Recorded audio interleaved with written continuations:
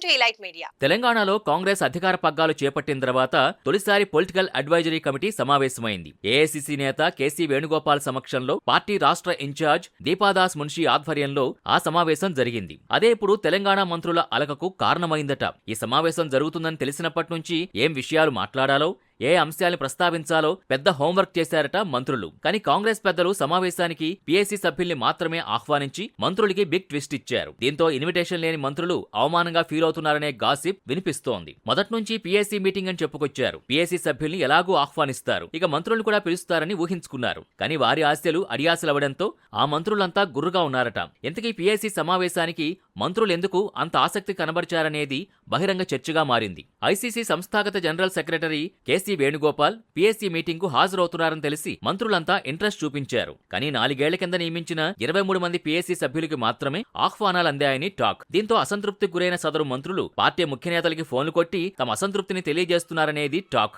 4 ఏళ్ల కింద వేసిన కమిటీని అప్డేట్ చేయలేదు. కనీసం కేసీ వచ్చిన సందర్భంగానైనా గౌరవప్రదంగా పిలుపు లేదని నారాజయ్యారట.